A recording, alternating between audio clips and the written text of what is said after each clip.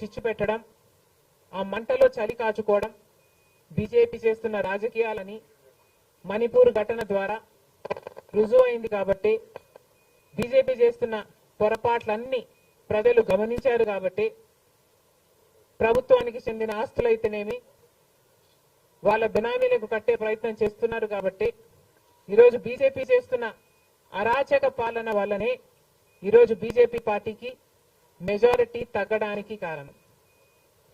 ఇంకొంచెం ఉంటే almost BJP party అసలు ప్రభుత్వమే ఏర్పాటు చేయలేని స్థితికి ఈరోజు బీజేపీ పార్టీ దిగజారిపోయింది. ఇలాంటి ప్రభుత్వం ఎన్ని రోజులు ఉంటుందో చెప్పలేని పరిస్థితి ఈరోజు ఉంది. కేంద్రంలో బీజేపీ పార్టీ అధికారంలో ఉంది అన్న మాటే తప్ప పవర్ మాత్రం ఈరోజు బీజేపీ చేతిలో లేకుండా పోయింది. ఎందుకంటే ఈరోజు బీజేపీ పార్టీ వాళ్ళ స్ట్రెంగ్త్ కోసం ఇతరుల మీద డిపెండ్ అయ్యే పరిస్థితి ఈరోజు బీజేపీ పార్టీకి కల్పించడంలో కాంగ్రెస్ పార్టీ, రాహుల్ గాంధీ గారు, ఇండియా బ్లాక్ సక్సెస్ అయ్యారు.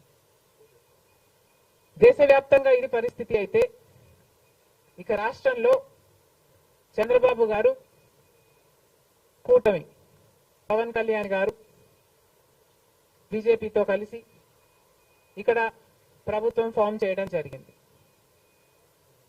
ఈసారి జరిగిన ఎన్నికలు రాష్ట్రంలో చాలా విచిత్రంగా, అన్ప్రిడిక్టబుల్ గా, అన్ప్రెసిడెంటెడ్ గా ఈ ఎన్నికలు నిలిచాయి. కారణం ఏమిటి అంటే ప్రజలు చాలా డిసిసివ్ గా ఒక నిర్ణయం తీసుకున్నారు. మాకు మార్పు కావాలి అన్న నిర్ణయం ప్రజలు తీసుకున్నారు. కాబట్టే